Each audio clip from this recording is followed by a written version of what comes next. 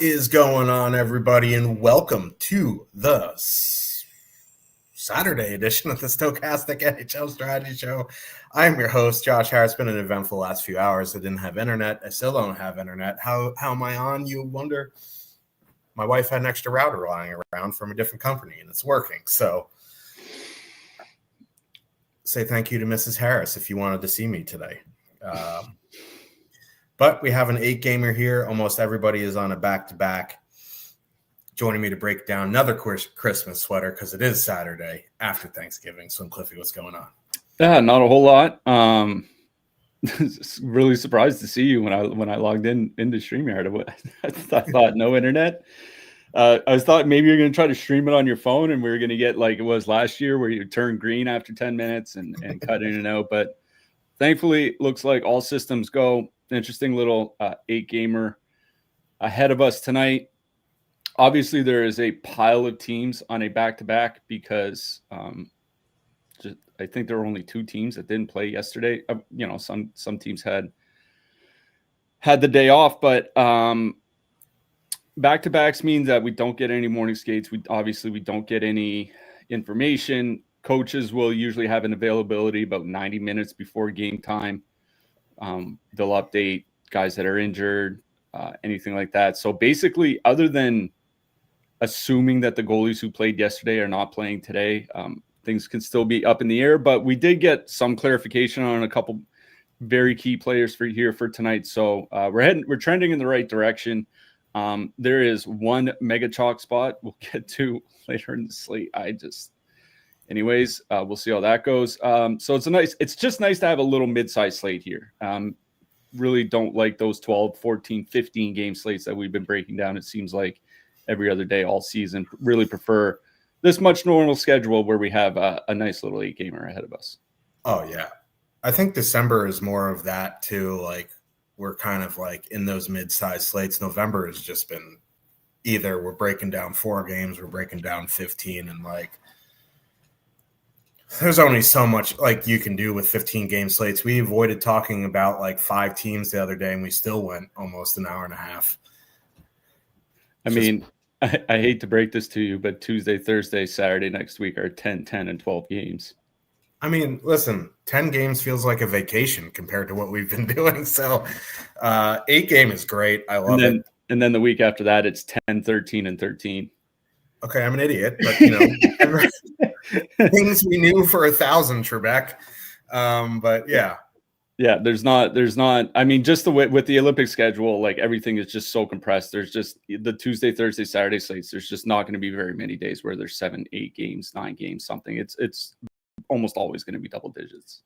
Okay, so we should get into this because the longer we talk about it, the dumber I feel and am. But if you do want to go premium for something, doesn't have to be NHL. We still have that weekly deal for you.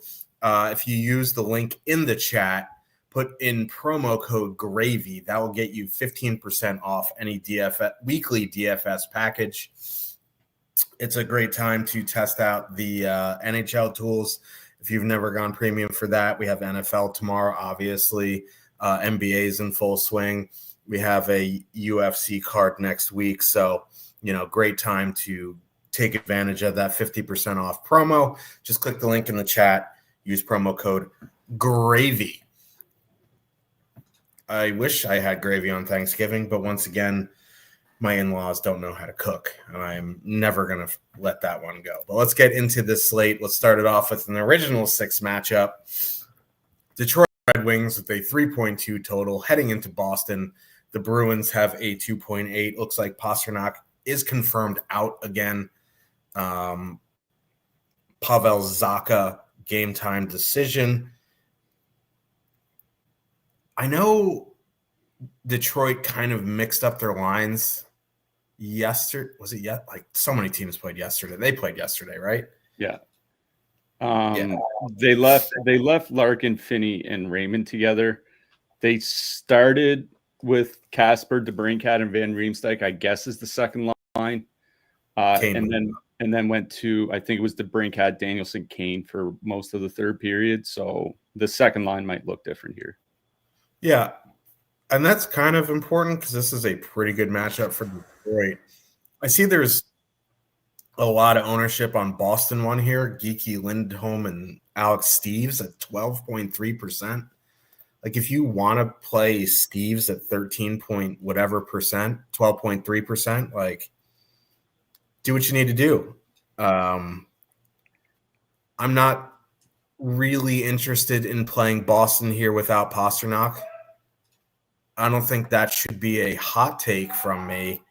Like I know Detroit like struggles after you get past the Sider pairing. Edvidson is back, so that pair is good, and that's probably what they're going to be running into.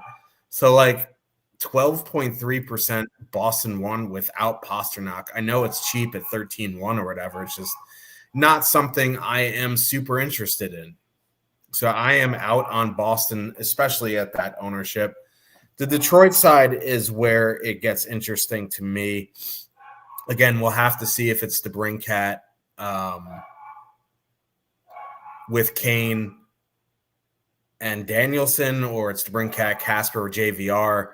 We'll have to wait and see. They did leave that top line together. Larkin, Raymond, Finney, 17,900, 9% top two, 4.8% projected ownership. Like they've been fine with Finney there. It's a good power play matchup. You get 2 of the 3 on the top unit there. I guess like if you're interested, you could, leave off Finney and add in Kane. That makes the line 20K even. I'm more likely just to leave Finney there because they've been fine at 5-on-5. It's a good matchup. Coming in with positive leverage, they have a 3.2 road total, and you still get 2 of the 3 on the top power play unit. Like DeBrincat's still really, really expensive. So, AK just – if you wanted to leave off Finney and add in DeBrincat, then you're looking at over 22K, and that's just too much for me on an 8-game slate going across lines. So I'm most likely just to leave Detroit 1 as it is. I like their matchup. I like the ownership. The price is fine. If you do want to add in more power play, I think you could leave off Finney, add in Kane, or just Sider on the blue line and make it somewhat of a power play stack that way. But Detroit 1 for me. I'm out on Boston. Yeah, I'm not playing a super chalk Boston line without David Pasternak. I mean, that's pretty straightforward for me. What I will say is, there aren't a ton of expensive spots on the board here tonight, but you could play, Winnipeg power play. You could play Minnesota power play, those types of things.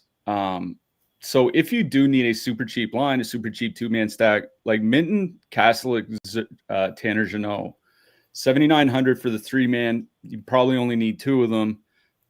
They've been really good this year.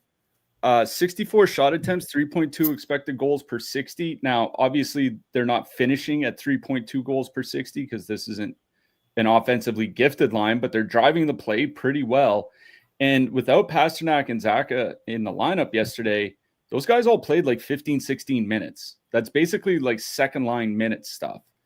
And they'll get the depth matchups, I assume, a fair bit from the Detroit side. So like if you do need a super cheap 2-man stack, like a 2-man of like Minton, Castlick or something like that, I think is fine.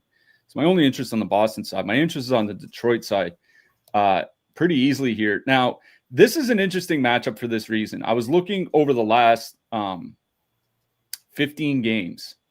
The Detroit Red Wings are dead last in 5v5 goals per 60, but a lot of it is driven by shooting percentage. They're still generating well. And then I looked at Boston defensively since Charlie McAvoy got hurt. 6 games without Charlie McAvoy. Boston dead last shot attempts against per 60, dead last expected goals against per 60, dead last shots against per 60. But Jeremy Swayman, Jonas Korpisalo especially Swayman, have played very, very well. Swayman has been great. So, yeah, it's one of those things where, like, Detroit should be able to carry the play pretty easily here tonight. It's just a matter of them not shooting like 6% or Swayman not having an elite game. Either of those things happen, Detroit stands a pretty good chance of getting, 3, 4, hope maybe even 5 goals here tonight. So, my interest is definitely on the Detroit side. It is Detroit 1.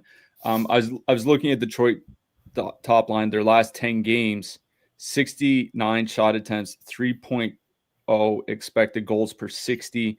Dylan Larkin, 40 shots in his last 10 games. Lucas Raymond, over 20 minutes a game over his last 5. Like, those guys are getting heavy minutes. Larkin is shooting a lot. 17,900 with an ownership at coming in at half their top 2 stack. And this is possibly the best matchup on the board. Like, with all the injuries that Boston has, with no Pasternak, probably no Zaka, especially with no Charlie McAvoy, coming in at half their top 2 stack. And don't forget, Boston is the most penalized team in the NHL this season overall, and the most penalized team in terms of giving up power play opportunities over the last 5 weeks. And we know how good Detroit's power play can be when everybody is healthy, which they are. So I easily like Detroit won the best in this game. The question is, do you take out Finney and put in DeBrincat, or take out Finney and put in Patrick Kane, just make it more of a power play stack? I think you can do that pretty easily, just because Detroit is drawing a good amount of power plays, 3.2 per game over the last 5 weeks. It's a top 10 mark in the league. As I said, Boston is taking a boatload of penalties. Their defense has been terrible without Charlie McAvoy. The only thing anything can happen in a single game. Maybe Detroit has an off night and Boston plays them even. That can happen. The only thing that I'm genuinely scared about in this game is just Jeremy Swayman stopping 42 of 43 shots. Like, that's kind of my concern here, because he has been extremely good this season. Like, one of the 3 best goalies, or 5 best, certainly 5 best goalies, if not 3 best goalies in the NHL. So that's my one concern, is Jeremy Swayman. Otherwise, I really do like the spot for Detroit. Want to turn it into more of a power play stack, fill your boots. Just keep an eye out for lines and warm up.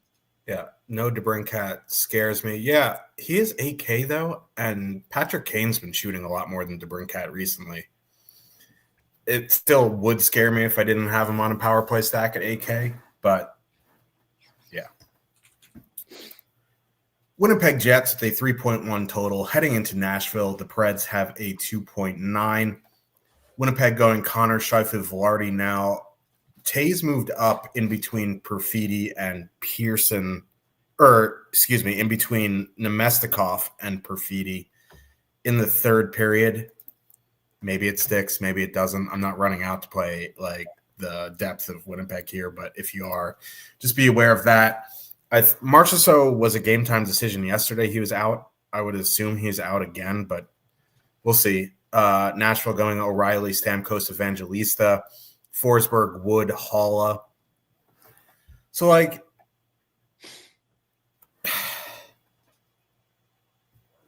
why is Stamkos 3,400? Like, what do you mean? He's 3,400. Yeah. This top line is 11,400. Stamkos has 9 points and under 2 shots per game in 24 games. Yeah. He's not done anything this year. I know, but 3,400. You would think, put a little respect on the homie, but yeah. Yeah, he's on pace for like a 20 goal, 35 point, 150 shot season. Like, I don't know what to tell you. He's basically Jason Dickinson with no defense. Okay, but like the GOAT Justin Brazeau is on that pace too, and whatever. But we don't have time for that shenanigans. But this top line is 11,400, 5% top 2, 12.2% projected ownership. It is a little bit chalky, but like a top line at 11,400, even if they only play 16 minutes or whatever. They've been really good in their 2 games. This is a pretty good 5-on-5 matchup for them. It's a good power play spot. I mean, it's not a great power play spot. Winnipeg's penalty kill has gotten better, but like obviously Hellebuck is out. I don't know if I'm going to get there, but like 11,400 is definitely appealing. It's just like, what are you going to play them with, right? Outside of like a Detroit power play stack, do you really, really need them? Maybe if you're spending up in both D spots. I'm more likely to one-off Forsberg here. Do like a Forsberg one-off. I guess you could do O'Reilly, Stamkos, Forsberg, something like that, making it an more expensive power play stack. Like make it 15-2. That's still really not that bad. It's just that price for Nashville 1. I know Stamkos has been awful, but he's also, now he's playing with O'Reilly and Evangelista. Before he was playing with like Ozzy Weisblatt and Jake from State Farm. So like maybe that will up his game a little bit so he's not atrocious. You know what I mean? So I don't love the negative leverage on Nashville. I never do. They're one of the 3 chalk teams that I hate seeing chalk on. But at 11,400, I think it's definitely more viable than if they were like 16,000 for the line. I do have trouble stacking Nashville without Forsberg, though, and that is the hiccup that I'm running into. So I feel like I would find a way to involve Forsberg in that stack. On the Winnipeg side, at 20,400, I believe they're the most expensive line on the night. Yes. They're $300 more than New Jersey top line. This is a better spot for them than yesterday. 17% top 2, 7.8% projected ownership. Justice Anuin is probably going tonight, and he is, like, you can say what you want about Saros. He's been up and down this season. Justice Anuin is still a downgrade from Saros. Winnipeg 1 fully correlated. I do really like Winnipeg 1 here if you're spending up. I think this slate is fine to spend 20,400 on a line. It's not like you have to decide whether to jam in Colorado at 23 and change. You still can make a good lineup with a line at 20,400. They have good positive leverage. I do like Winnipeg 1 here. I'm not super interested in the depth. I think Cole Perfidi 1 off is fine. So Winnipeg 1. Nashville 1 is fine, but I need to find a way to get Forsberg in. I don't know, man. I don't know if I can do Nashville chalk. It's just so cheap. Like, yeah, I get it. And I have no problem with like a Forsberg one-off. Forsberg's his individual projection is over 13 points for 6,900. We'll get to the defenseman later. Maybe there's a defenseman or two you might want to play. But like, it's not like there's 2 ways of looking at this. It's like, okay, obviously Eric Comrie is definitely not Connor Hellebuck. If you look at Winnipeg's 7 games since Dylan Sandberg came back, third lowest expected goals against in the league, like top 8 by shot attempts against at 5-on-5. Their penalty kill has been getting a lot better. The Jets don't really take that many penalties, basically around league average. The Nashville power play is terrible. And you're asking me to play the Nashville Predators at like 2x or 3x their top 2 stack. Like, all Eric Comrie has to do is put up like an 880 or 890 save percentage, or, God forbid, a 900 save percentage, and Nashville is going to be probably topping out at 3 goals. And at the prices, 3 goals is probably going to be enough to pay it off. I don't know if honestly, I can't do Nashville chalk. I just can't do it. Like, this is not a good team. I know they've had a couple good games in a row. Heck, maybe they have like 10 good games in a row. It's funny. Like, think of it, they remind me almost of that I don't think they're this bad, but of the San Jose team a couple of years ago when San Jose went like 7-4-1 in a 12-game stretch after Thanksgiving. And then I think they won like 5 games the rest of the year. I think they had 5 points the rest of the year. Yeah, exactly. Like, this is not a good team. This is not a good offensive team by any stretch. Like, think of Nashville scoring, what is it? 10 goals in their last 2 games, and they're still 28th in the league in scoring over the last 15. Like, this is not a team that can be relied on for scoring. Super chalk Nashville, I feel like it's just an easy fade for me. And it's one of those, like, I'm not going to fade them completely. Like I said, I think a one-off Forsberg is perfectly fine. Like, Matt Wood, since his hat trick game, he has 6 shots in 6 games. Luke Evangelista at 3,100, I think, is pretty interesting here. He has 34 shots in his last 12 games, almost 3 shots per game. He's getting a good amount of ice time, like around 18 minutes. I think he's fine as a one-off if you need a cheap guy. It's just full stacking. Like, I don't think I can do it. So I'm just, because of the ownership, I'm out on stacking Nashville. My interest would be more on the Winnipeg side. The Winnipeg top line, the problem is, like, since Sandberg came back, they've been controlling the play, but the very low event. So they're carrying the expected goal share in the 7 games with Sandberg. They're carrying the shot share, which is honestly not something that they were doing a whole lot earlier in the season, but they're very low event.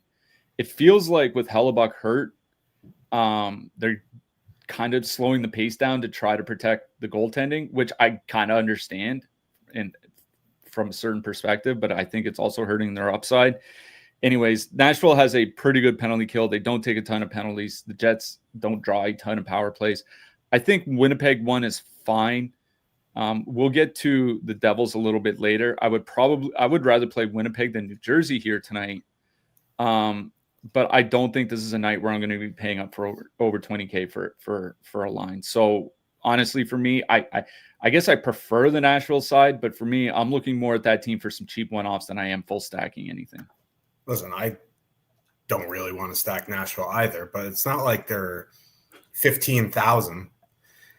But again, like, there's just not a ton of expensive spots on the slate, and like, you'd have to go out of your way to play Nashville. And I don't think I want to do that.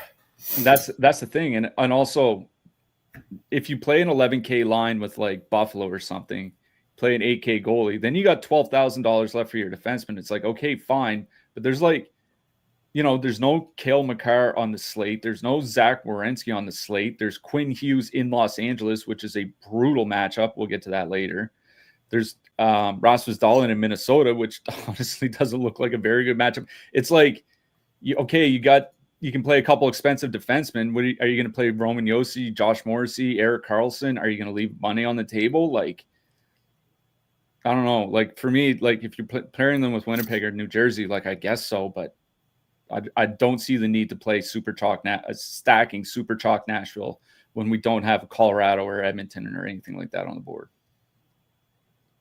Yep, the horse is dead. We can stop kicking it now. Philadelphia Flyers, 2.6 total, heading into New Jersey. That's honestly great. Like, New Jersey, best state in America, has everything you need. The Devils have a 3 total. Taxes suck. NJ going Brat, Hischer, Meyer. They let me down yesterday. Mercer, Grietzuk, Palat. They were very good yesterday. Philadelphia going Konechny, Cates, Forrester, Zegras, Tippett, Dvorak, Couturier, Michkov, Brink. So Devils top line up above 20K now. This is a tough matchup for them. Flyers just slow the place down. They have their stud, Dan Vladar, I forget how he pronounces it. Who knows? No one knows. In net, he's been very, very good this season. All of these Flyers lines, the ones that, Nico Hischer are going to see, are good defensively. That Cates line just slows the pace down. Like, a high-paced line, you want to see, above like 65, 70. Corsi 4 per 60. This Flyers top line is 56 against per 60. It's just really slow. 52-4. That's just a really slow paced line. I don't want to play 20K for a line in a slow paced matchup going up against their better goalie. It's not a good power play spot for the Devils. So, while we are struggling right now. I'd rather play Winnipeg than New Jersey. I don't feel the need to spend 20K in New Jersey here tonight. So, I guess a 2-man of Grietzuk, Mercer would be fine if you need cheap 2-man, but I'm not really interested in New Jersey here. Don't have a ton of interest in the Flyers either. Jake Allen had a 42 save shutout last night. Jacob Markstrom in net. He's arguably been their worst goalie. I don't love the Konechny, Cates, Forrester line at 11,200. They've been pretty bad at 5-on-5. They've been scoring, and they are fully correlated. It's not a great power play matchup. You can go to them. You can go to Zegras, Tippett, Dvorak. I'd probably be more likely to go to them again just because they're going to miss the Hamilton Siegenthaler pairing, but like, listen, I don't particularly love the Flyers here. If anything, Dvorak, Tippett, Zegras, and Mercer, Gritsuk, Palat, but like, I don't feel the need to play either in single entry. Yeah. Your point about the goaltending, I think, is a pretty important one. Like, Allen has been a way, way better goalie than Markstrom this season. He was the better goalie last season. I was just looking at the goals saved above expected over the last 2 years. Markstrom is at about 0.1 for every game played, and Jake Allen's at about 0.71. It has been night and day. Like, we're talking over a half goal per game that Allen has saved them compared to Markstrom. So getting Jacob Markstrom is a pretty good start for the Philadelphia Flyers. The other thing is as we mentioned yesterday, the Devils just haven't been like a great defensive team over their last 15 games. 3.15 expected goals against per 60 at all strengths, tied with the Buffalo Sabres. I don't think that's company you want to keep when you're looking at defensive numbers. And if you look at actual goals against, they're 19th in the league over the last 15 games, worse than St. Louis. And even 15 games ago, St. Louis goaltending was not doing so hot. The Devils haven't been good defensively, and this is their worst goalie. This is a pretty good matchup for Philadelphia. So the question is, where do you want to go with the Flyers? It's another reason why I don't want to play Nashville chalk, is because we have Konechny, Cates, Forster, 11,200, 2.6% top two stack, 3.9% ownership, a little chalky, but nothing extreme. And they're getting good minutes. They are the top line. 17 to 19 minutes a game. Zegras at the high end at 19, Dvorak at the low end. Konechny at the high end at 19, Cates and Forster a little bit below that. They're all getting good minutes. As I mentioned yesterday, they are the better power play unit. The New Jersey penalty kill, like, just straight up has not been good, especially if you look at their last 16 games, which is like 20% of the season. Shot attempts against per 60 on the PK, second worst in the league, only behind the Maple Leafs, and they're one of 6 teams with double-digit expected goals against per 60. The penalty kill has not been good. So you get a perfectly correlated Flyers line playing 17 to 19 minutes. I know they haven't been good at 5-on-5. Neither have the Devils. So I really don't care that they haven't been good at 5-on-5, because it's a good matchup for them against a pretty bad goalie. And they're perfectly correlated with 17 with high teens in minutes for 11,200 at a quarter of the ownership of Nashville. So I like Konechny, Cates, and Forster here tonight. I think Philadelphia has 3 very playable lines here. Zegras, Tippett, and Dvorak certainly in play. They've been a good offensive line. 3.1 expected goals per 60. Tippett and Dvorak playing 16 to 17 minutes. Not getting a ton of ice time, but I really like the Konechny, Cates, Forster line going back to them here tonight in what is a pretty good matchup against New Jersey. On the Devil side, like, we do have Vladar in net. He has been the better goalie. I mean, even Urson held the opposition to 3 goals yesterday, which is, God bless him for doing that. It was the Islanders, I think. So Philly's been really good defensively at 5-on-5. They've been really good defensively, just generally speaking. Top 10 in the league by expected goals against over the last 15 games. We're talking Dallas, Minnesota territory. If you look at goals against, a little bit worse, but obviously they're better in Vladar starts than in Urson starts. Not going to pay over $20K for New Jersey 1 here. I don't think this is the matchup to do it. I don't have anything against them as a line personally. I just don't think it's a very good matchup for them. What I will say is that second line, Mercer, Gritsuk, Palat, I'm not terribly interested in them, because for $1,000 more, you can go play the Flyers side, and I would rather play the Flyers than New Jersey here. But, Mercer and Gritsuk, 72 shot attempts, 2.9 expected goals in their time together this season when they have any center except for Hischier. and Jack Hughes. So they're creating well, even without the top guys. Mercer's on the top power play. He's getting a lot of ice time.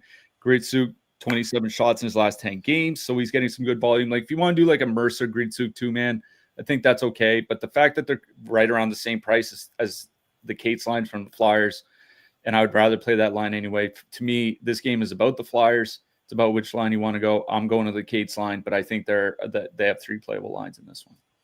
Look at us evolving, both liking a Dawson Mercer line. I mean, liking. Yeah. There's not a whole lot on the slate to really go with. Yeah. Dr. Evil liking. Toronto Maple Leafs, 3 total. Still last in the Eastern Conference. No, Buffalo's last, unfortunately. What a team. But I think Toronto could be last after today. Yeah. Yes. Yeah. Buffalo wins and Toronto loses. Yes. Things we love to see. Heading into Pittsburgh, the Penguins have a 3.1. The Connor Dewar experiment ended yesterday. Mercifully, they legit moved the second worst option up there, though. Like, they could have done so much better than Kevin Hayes, but Pittsburgh going Crosby, Rust, Hayes, Malkin, Mantha, Novak, Kindle, Koivunen, Heinen. Like, Kevin Hayes is, listen, he's an upgrade offensively to Connor Dewar. At this stage of his career, he still is a decent passer. I think he's fine there. They could have done better. Like, even Danton Heinen or Ville Koivunen or Tommy Novak would have been fine, but this is a pretty good matchup for them. We don't have Nylander news yet. He was sick yesterday, right? It was an illness. I mean, this is just me speculating, but given the illnesses we've seen around the league that have kept the guys out for like 7 to 14 days, and this is a road back-to-back, I don't think he's going to be playing, but we'll see. Yeah, the Rex Ryan pandemic of stop sucking toes and getting hand, foot, and mouth. These hockey players are weird. But yesterday they went Matthews, Nyes, Robertson, Tavares, Cowan, McMahon.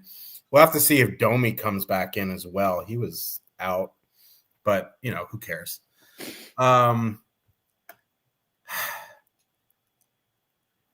It's like I don't really want to play the Leafs, but this is a pretty good matchup.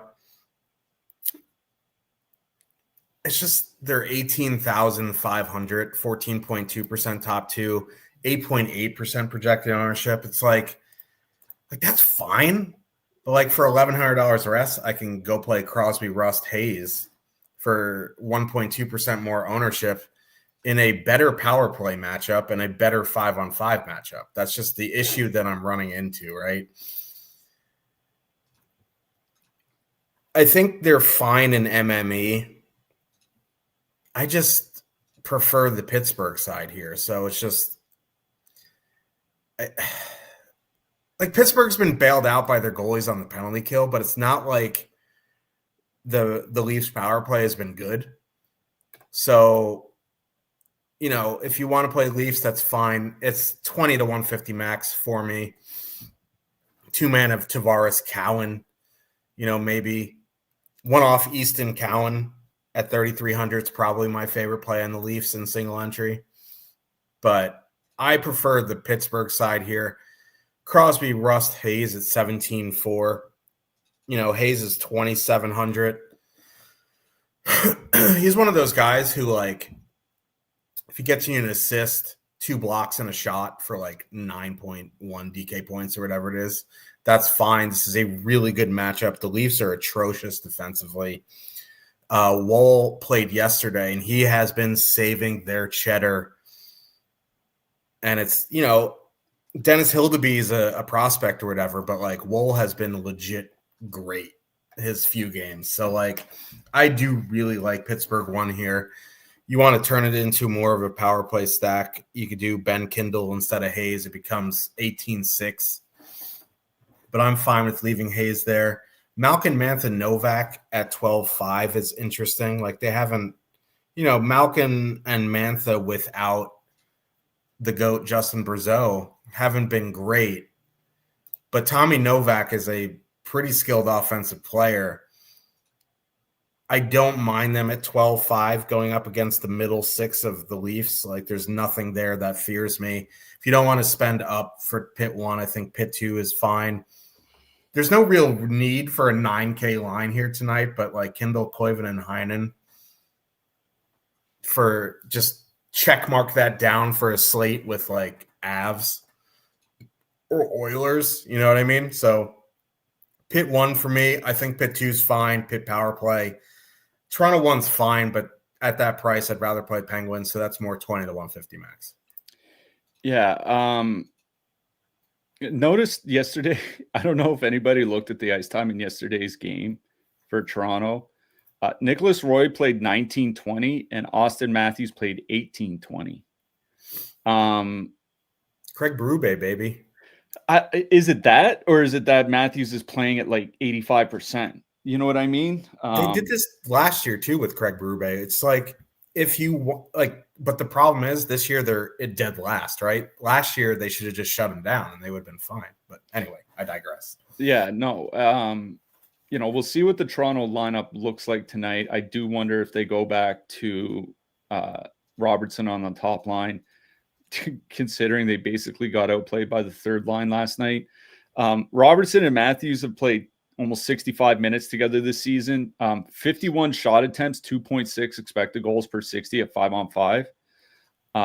That is not good whatsoever for an Austin Matthews line in particular. He's 8,900 here tonight. He's not shooting the puck as much as he was last year. I looked at Matthews' shot attempt rates. His shot attempt rate and his expected goal rate are both 5-year lows.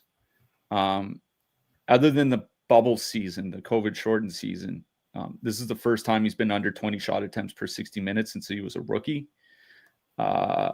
It's not great. And this is a terrible, not that the Leafs are ever in a good power play matchup, because the Leafs have a terrible power play, but you mentioned how good the Pittsburgh penalty kill is. Like, not only has the goaltending been great, the penalty kill, just generally speaking, has been great. Like, for the full season, top 5 by shots against and expected goals against per 60 on the penalty kill. Over the last 5 weeks, lowest expected goals against per 60 on the PK, lowest goals against per 60 on the PK, top 5 by shots against. Like, this is a really, really good Pittsburgh penalty kill. So it's a brutal power play matchup for the Leafs. And it's like, do I want to play a road back-to-back Toronto team that's just honestly might be one of the 5 worst teams in the league? Like, we do have to kind of accept that at some point, because we're, about 30% of the way through the season and they're not showing very many signs of improvement. Do I want to stack that on the road? Probably a pass for me. Like you said, I think a one-off Easton Cowan, given his usage, is perfectly fine. If you want a one-off Nick Robertson, I think that's perfectly fine. I don't know why you would need a one-off Nick Roy, but if Nick Roy is going to play 19 minutes, I guess for under 3K, that's playable. That's about it. For me, this is a Pittsburgh game. I think this is a game where you can just straight up power play stack the Penguins. As good as the Penguins' power play penalty kill has been, the Leafs' penalty kill has been equally bad. Again, over the last 5 weeks, the Toronto penalty kill dead last by expected goals against per 60, dead last by shot attempts against per 60, second last by shots against per 60. But the goaltending has had the save percentage has been like 9-12. So the goaltending has really saved their bacon. As you mentioned, Joseph Woll has been a big part of that. He's not starting. And Pittsburgh has had one of the best power plays in the league basically from the start of the season, and they're not expensive to stack, right? Crosby's 7,600, Malkin 6,100, Rust is 7,100. But then you have Ben Kindle down to 3,900, really bringing down the average cost of the line. I question whether you have to include Erik Karlsson, because I think that guy is one of the most overpriced players on the board here tonight. But if you have the salary, you have the salary. This is a really good power play matchup. Like, the Penguins' power play this season, 13 expected goals, 14 actual goals per 60 at 5-on-4. Those are prime Edmonton Oilers numbers. I really like a Pittsburgh power play stack here. If you want to just play the top line, No issue with that. I don't really feel inclined to play Kevin Hayes. It's another one of those things where if you play the Pittsburgh power play and then adding Kevin Hayes, it lowers the average cost per player down even further. You can do that. But for me, it's Pittsburgh 1/Pittsburgh power play. I agree with you. If you're doing like a Winnipeg power play stack or Minnesota power play stack, like a Kindle Koivunen 2-man, I think is perfectly fine. They've been really good together this season. They played over 60 minutes without Sidney Crosby, 70 shot attempts, 3.6 expected goals. I think they're playable as like a 2-man, but for me, this is a Pittsburgh power play matchup from start to finish. Yeah, no such thing as coincidences that Mike Sullivan leaves Pittsburgh and suddenly their power play becomes good, but and the Rangers suck. But anyway, let's talk about the Sabres. Speaking of suck, Buffalo Sabres with a 2.8 total heading into Minnesota. The Wild have a 3.2. Minnesota going Kaprizov, Zuccarello, Yurov, Boldy, Eriksson, Ek, Johansson. Buffalo going Thompson, Tuck, Doan, Zucker, Quinn, McLeod, Benson, Ostlund, Kozak. This is actually a pretty interesting game. And yeah, it's like both these teams have big issues. I find it weird that both of the Minnesota even strength lines are at 16-8 and the Eriksson, Ek, Boldy line is coming in with double the projected ownership. Offense. I think it's because one, like Marcus Johansson has been like surprisingly very productive this season, and the other is Danila Yurov has not. So I think that's kind of what it is. Yeah, but like Kaprizov is a stud muffin. I guess Boldy is definitely planting himself as one of the best players in the NHL as well. I guess like for me on the Wild side, I'm power play stacking. It's just like I don't want to play either of these even strength lines completely because I don't want to stack the Eriksson Ek line without Kaprizov, and I don't really want to play the Yurov. So I put in Eriksson Ek there and go like Eriksson Ek, Kaprizov, Zuccarello, Eriksson Ek, Boldy, Kaprizov, something like that. That's where I would be on the Minnesota side. Excuse me. If you had to stack one of them, I would go to the Kaprizov line at 16-8 for half the ownership. I want the best player, and it has lower ownership. So if you had to stack one of the 5-on-5 lines, it would be the Kaprizov line. I don't think, stacking the Eriksson Ek line is awful, but I just can't stack the Wild without playing Kirill Kaprizov. The Buffalo side is pretty interesting here because Vegas is still pricing Minnesota like they're an elite defensive team, and they're not. I mean, like, I agree, but the Sabres are also trash. But 2 goals, 3 goals, shutout, 3 goals, 2 goals, 2 goals, shutout, 2 goals, shutout, 2 goals. They're not the goal. It's the goaltending. It's not because they're the goaltending, but the goaltending's been on like a 3 or 4 week heater now. Yeah, no, that's what I was going to say. It's like Gustafsson and Wallstedt have been unreal. But if you look at the defensive numbers in front of them, they're not great. It's because like this Wild team in years past has been elite defensively. Like they were up there with like the Kings and the Hurricanes and teams like that. Now they're just kind of like league average or worse from expected goals against metrics. The problem is like over the past month, Gustafsson and Wallstedt have been the best duo in the NHL. The penalty kill is still bad. It's being bailed out by the goalies. Now, Josh Doan being on the top line, I think, is important from the power play correlation aspect. Benson's still on the top power play, but I think Doan and Thompson work better in a very good power play matchup because Doan is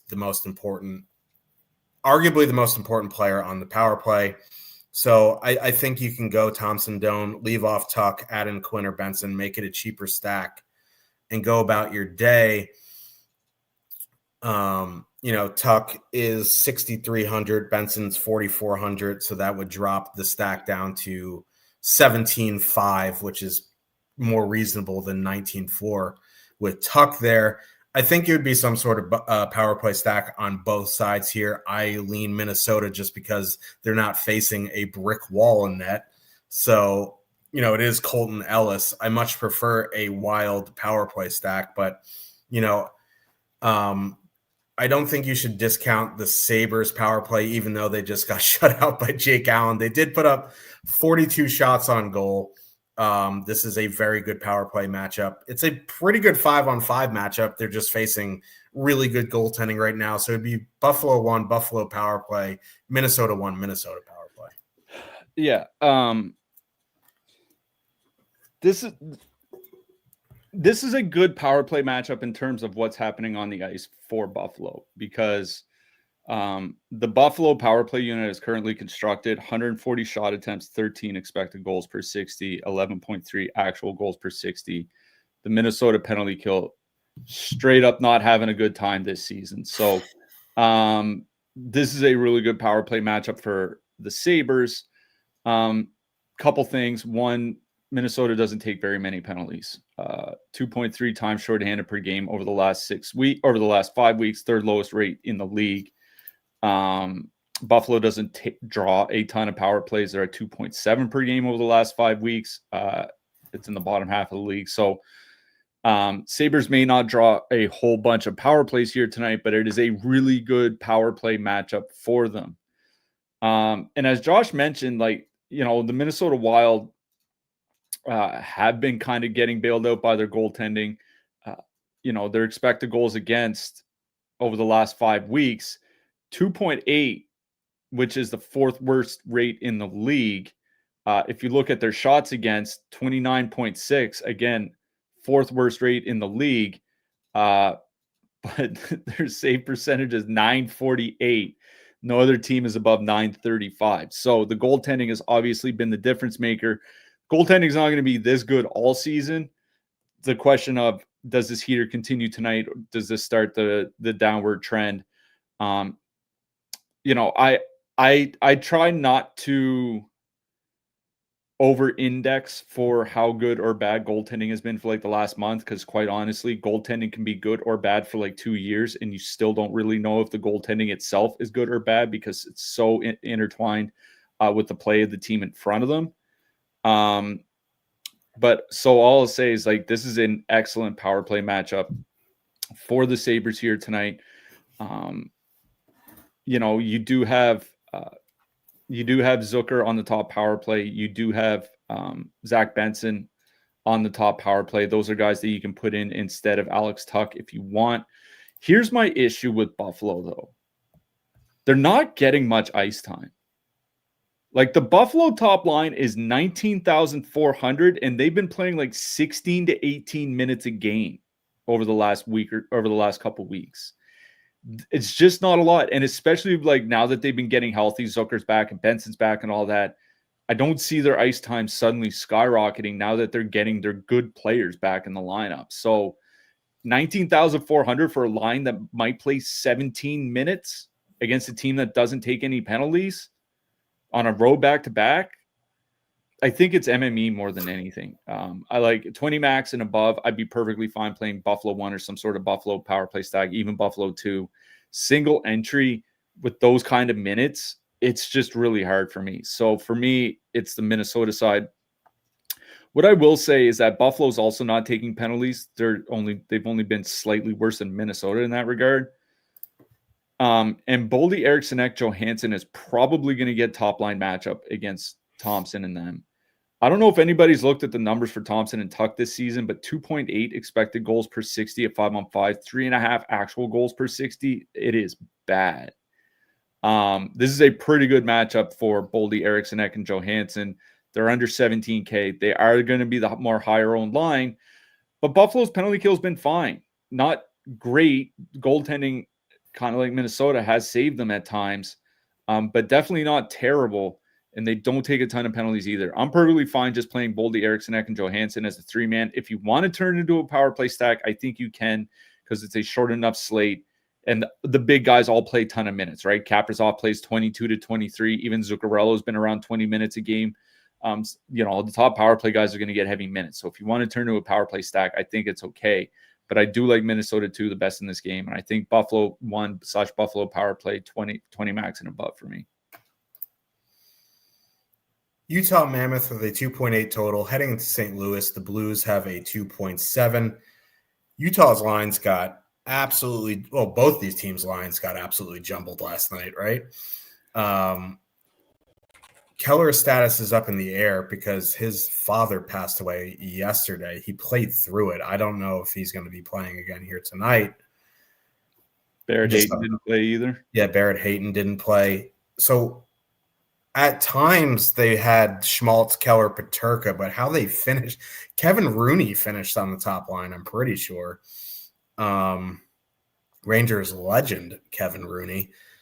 We really just don't know the lines. Like Cooley, Genther, Yamamoto did stick together for a good bit, and that's probably the line I'd go to anyway. If Hayton's out again, Cooley goes back to power play 1. Cooley, Genther, Yamamoto, 14,400.3% projected. They've been, it's a very small sample, but Cooley and Genther generally have been good together. We didn't really like them after Cooley got taken off the power play because Genther got moved up and down. He was playing 14 minutes. Yeah, Rooney scored too.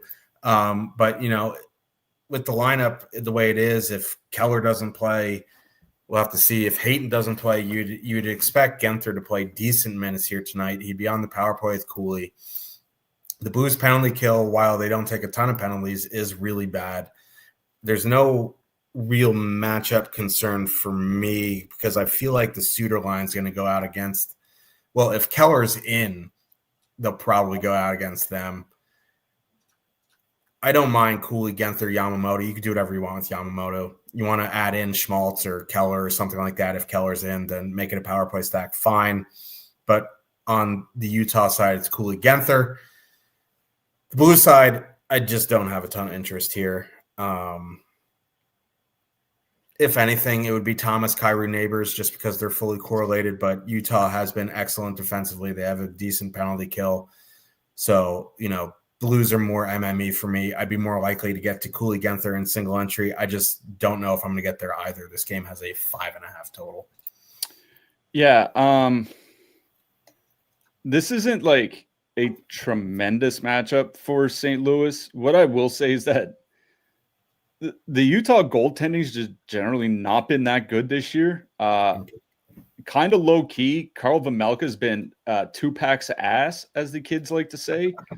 885 save percentage on the season. I guess he's been better than Vanacek, who's at 876.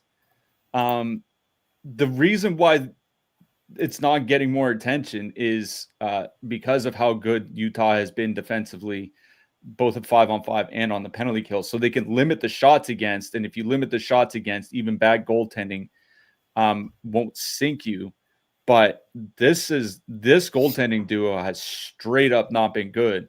Vanacek started yesterday. It'll be Vejmelka today. If you want to get to Thomas and Neighbors, fine. Like, they've not played well together this season. Robert Thomas, I got to think I'm speculating here. He's got to be injured or something because he's a guy who basically year after year has very good play driving numbers, and his play driving numbers this year are just completely in the toilet. Like amongst the worst in the league. He plays 19 minutes a game and he's top power play and all that. So he's still going to get some production, but he's not shooting the puck. He's not driving the play. I don't know. Like, for me, it would probably be Suter, Holloway, Snuggerud at 11K. Like, at the very least, Suter and Holloway have been playing well together. 57 shot attempts, 3 expected goals per 60 at 5-on-5 in their time together. They're not getting a lot of ice time, 15 to 16 minutes, but they're not priced as if they need to either. So I think that's my interest for me on the St. Louis side is Holloway, Snuggerud, Suter. A Suter Holloway 2-man specifically. If you just want to one-off Holloway or Snuggerud or something like that as a winger, I think that's fine. On the Utah side, like, it's tough to say. Like, I was looking at Shift Chart, which is a great website, by the way. Peterka, Keller, and Schmaltz played every single shift together at 5-on-5 in the second half of the game. So if Peterka is in if Keller is in, we don't know if he is or not. Like, Utah's in the middle of a road trip right now, and they play again Monday, and then they play again Wednesday. Like, I have no idea what's going on off the ice with him. I can't imagine he's going to stay there for a 6-game road trip or something like that. We'll see what happens. We just don't know. But they, as you mentioned, they did leave that Cooley, Genther, Yamamoto line together. Those guys, 61 shot attempts, 3.2 expected goals per 60. Genther has 39 shots in his last 10 games, despite playing like 16 to 17 minutes a game. If they're missing more guys out of the lineup here tonight, they might get some more ice time. At the very least, you get 2 out of the 3 on the top power play. It's Joel Hofer in net. You know, the St. Louis goaltending has been turning their play around a little bit. Hofer is still giving up 14 goals in his last 4 games. So, like, even if he's not giving up 5 or 6 a game anymore, he's still giving up 3 or 4. And at 14,400, you don't need a ton. So Utah 2 is what I actually like best in this game. But I think like a Suter Holloway 2-man from the St. Louis Sun is perfectly fine. Vancouver Canucks with a 2.8 total. Heading into Los Angeles, the Kings have a 3.6. So Vancouver, looks like Kevin Lankinen is back. They also called up Lekaramaki. I don't really think he's going to jump into the top 6. The Kings are going Kempe, Fiala, Byfield. And then Kopitar, Laferriere, Moore. And then Danault Kuzmenko got benched in the third. Turcotte and Perry were up with Joel Armia. That probably sticks because they really hate Kuzmenko. He's been awful. And Danault has actually been pretty bad as well. So that probably sticks. Vancouver going Pettersson, Kane, DeBrusk, Garland, Besser, Kampf. Now, here's the super chalk spot. Kempe, Fiala, Byfield, 18,700, 25.4% top 2, 25.5% projected ownership. They were actually chalk yesterday, like we projected. They weren't great. The problem is, like, this is just as good of a matchup, if not better. Now, they just haven't been good at 5-on-5, though. Like, they've been awful. 2.1 expected goals for, 1.5 actual, 80-minute sample. Like, that's not a huge sample, but it's also not a small one. I don't know, man. Like, 25% projected ownership, 18,700. I'll just go play Pittsburgh power play for around the same price. And it's not like the Kings power play is super much wow delicious. Like, it's not great. And they're not fully correlated because Byfield's not on the top power play. And as Cliffy mentioned, like, Corey Perry's been their most productive forward over the last 10 games. I mean, not even the last 10 games. 18 games since Perry signed and got into the lineup with the Kings. He's tied for first in points and leads them in goals. So, you know, listen, if you want to play them, fine, just because of the name value. But in an 80-minute sample, they have not been great. I know it's a very, very good matchup, but it's not like Kevin Lankinen is a decent goalie. It's not like they're running out their 19th string like they have been the past week. So at that ownership, it's a pass for me. If you want to play them, fine. But for me, it's a pass. You want to one-off Corey Perry? You know, he might be their third line now, so maybe he gets a little bit of bump in minutes, whatever. I don't really want to play Kopitar, Laferriere, Moore at 7.5% either. I'd rather just go play the Flyers. On the Vancouver side, this is just a brutal, brutal matchup. Like, the Kings have really locked it down at 5-on-5 since their, that first week of the season where they had, Cody Ceci and Brian Dumoulin just playing clown music the whole time they're on the ice. But they've shorted up. It's not like this Vancouver. It's not like Vancouver has been great. Like, I know Pettersson scored yesterday or whatever, but their line numbers aren't great. As one of our resident Canucks fans, Tom, in the chat said, power play went 0 for 9 last night against the Sharks, by the way. that he could see Lekaramaki being power play one. It's definitely possible, but I guess if anything, it would be that second line, Kampf, Besser, Garland, and saying it out loud at 12K is just like, I'm not playing David Kampf. So, I'm pretty much out on this game, if we're being honest. I mean, I'm out on Vancouver. This is a bad matchup. And, not only have the Kings been good defensively at 5-on-5, but I think we mentioned it on the show either yesterday or earlier this week. After the first couple of weeks of the season, it started taking a lot fewer penalties, only 2.6 times short-handed per game over the last 5 weeks. I think it's tied for 10th fewest in the league. This is a team that was right at the top through the first couple of weeks of the season, playing a lot more discipline, really good, great 5-on-5 defense. Vancouver, they've been scoring at times, generally haven't been able to drive the play. I'm out on the Canucks. If you want to play them because they're a top line at 1% ownership, I think that's okay.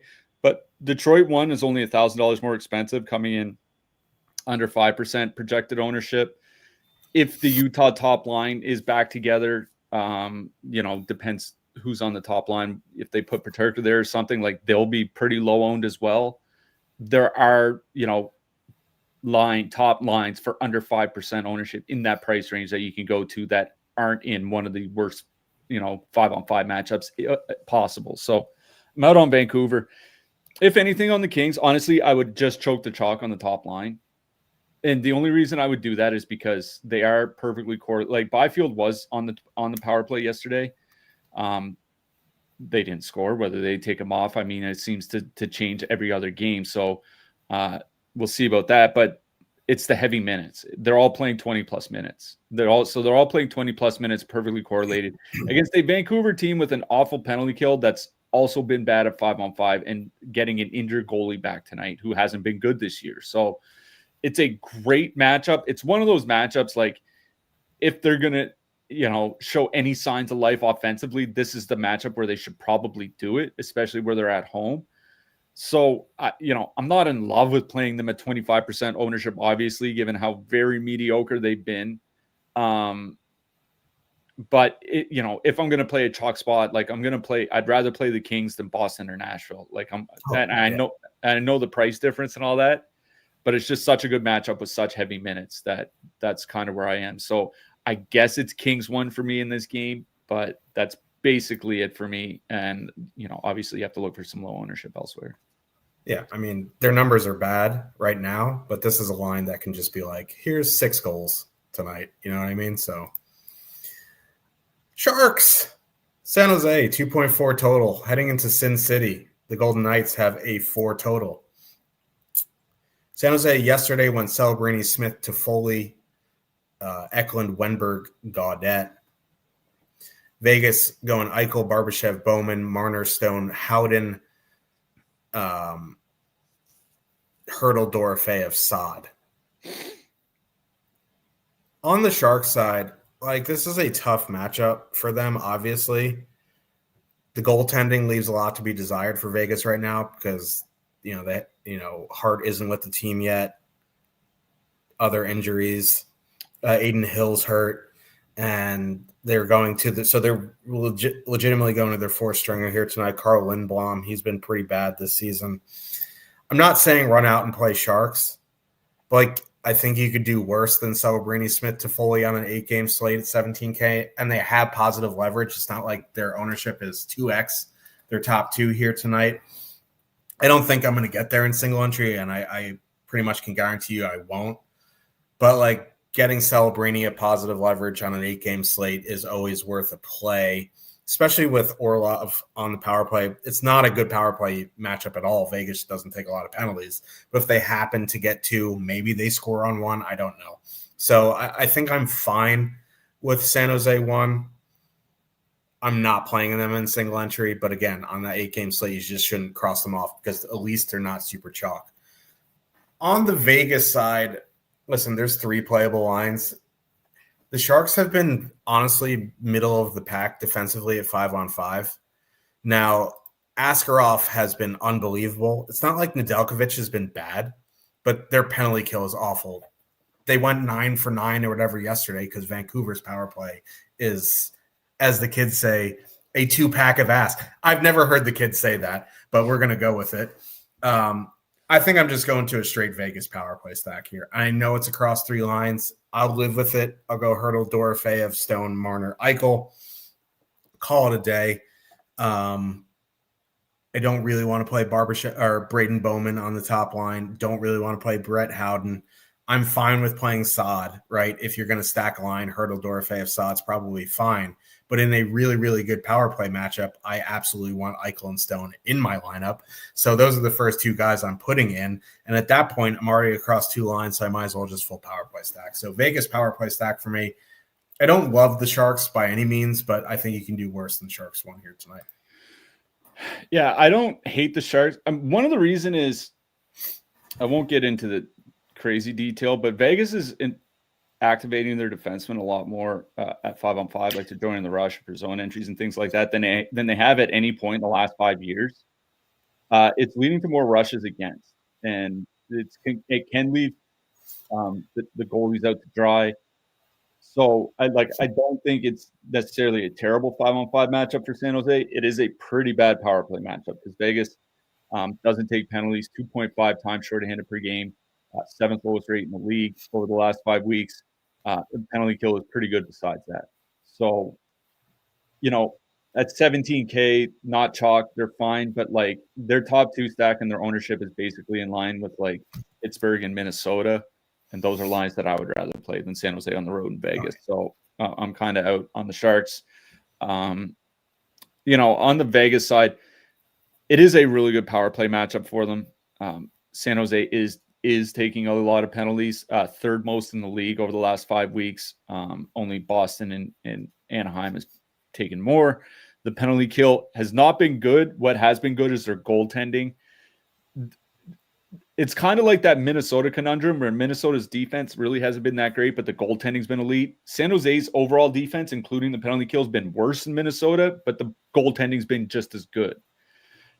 How long this can persist, I mean, probably you just got to look at Spencer Knight, who was, his first month of the season, he was far and away the best goalie in the league, and then go look at his last month. It's not been anywhere close to it.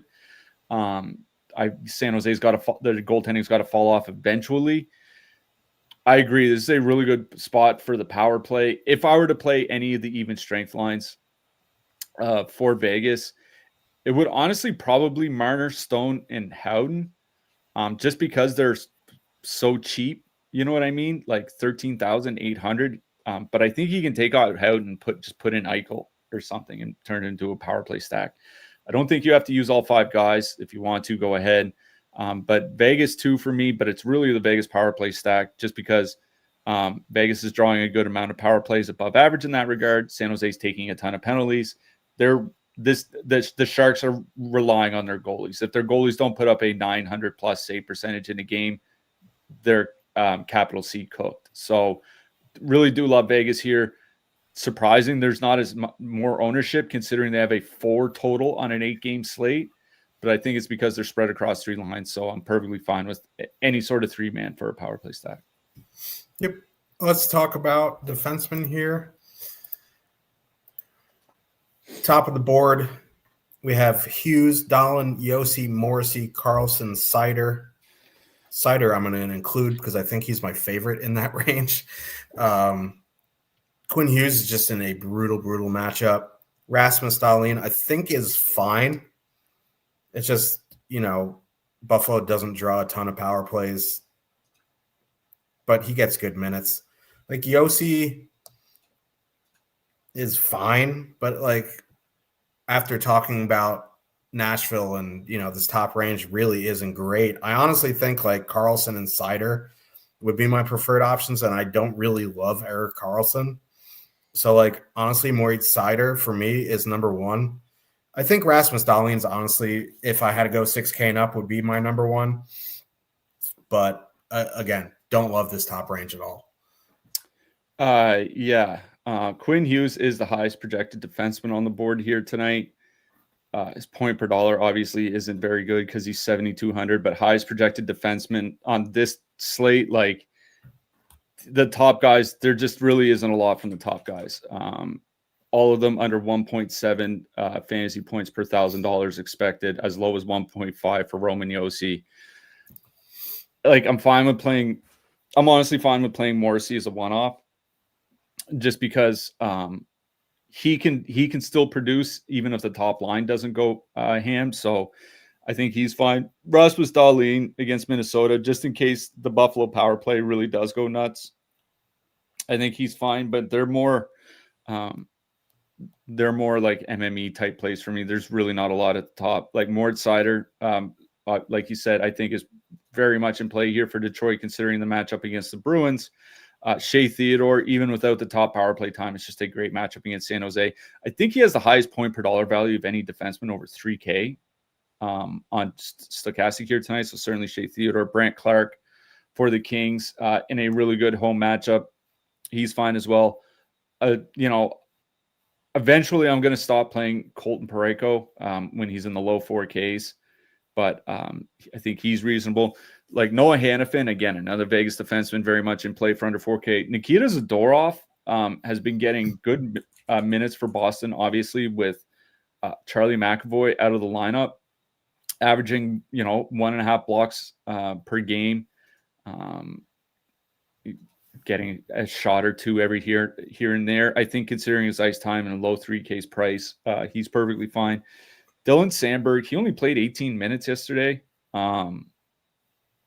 Not exactly sure why. Winnipeg got their ass beat, and it was a 1-1 game until late in the third period. So, anyways, just something to keep an eye on. Jonas Brodin at home for Minnesota in a great spot. Chris Letang, I know he's not top power play either for Pittsburgh, but it's a great matchup against Toronto.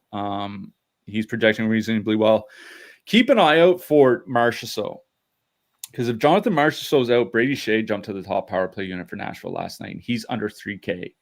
Braden McNabb from Vegas. Parker Wotherspoon, I think, has been getting 21 minutes a game. He's fine for under 3K, and so is Mario Ferraro. Rangers with 2 shots on goal in the first. First shot from a forward from the Rangers with 10 seconds left in the period. The other shot was from Carson Soucy. Good stuff. Let's talk about goalies. Lots of backups, lots of unconfirmed, but you kind of can figure out who's going to be playing here. In the top range, I think it's Gustafsson for me at 8,200. Both goalies in the Detroit game. I think it's a winnable game for Detroit, so Cam Talbot makes some sense. But if Boston wins this game, it's certainly not from an offensive explosion, so I think Jeremy Swayman is more than fine here for 7,500. And there's a bunch of cheap guys I think you can play. Like, I know I don't love Colton Ellis, but I think he's fine. Dan Vladar, 7,100. And then, you have 2 goalies under 7K, Alex Nedeljkovic, Kevin Lankinen. If it is Kevin Lankinen, I think I'd be more likely to play him at 6,800 than Nedeljkovic at 6,900. So, you can do worse than Lankinen, assuming he's in, because he's going to see some serious volume. Alex Nedeljkovic has the highest projected save total tonight. He's also projected for 4 goals against. Tough scenes there. Philip Gustafsson is projected for the second highest save total of any goalie on the board here tonight, but his projected goals against is only 2.8. So overall, he's near the top for fantasy projections. He's near the top for value. So I really like Gustafsson here.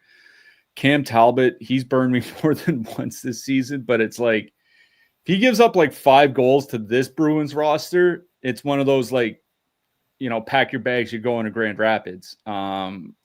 So I don't mind Cam Talbot. He's the 4th highest projected goalie. He's at 7,900. Dan Vladar, 7,100 against New Jersey. You worry about shot volume and all those types of things, but reasonably even matchup. He's a cheap goalie. I don't mind. Jeremy Swayman, 7,500. It just feels like if Boston wins that game, it's because Jeremy Swayman has a big game, and it's not because, Tanner Jeannot has 3 goals and 2 assists or something like that. So Jeremy Swayman and Dan Vladar are the two cheap goalies I like here tonight. Funny enough, the only opportunity Dan Vladar had for a saves bonus this season was against those New Jersey Devils. He saw 35 shots in that game, gave up 3, but he still won. Other than that, he's only faced more than 30 shots 3 times. No possible chance of the save bonus there, but like he's been really, really good this season for 7,100. You can definitely do way worse. Looks like we will be back pretty much for 31 days next week. Just what it is. I think every day is between 5 and 12 games next week. Yeah. So you're going to be seeing our faces a lot. Hopefully, I have a fresh waxed dome. But who you liking for your hat trick pick? Well, I don't necessarily love this game. I just got a little bit of a feeling. I'm going to say Dylan Holloway.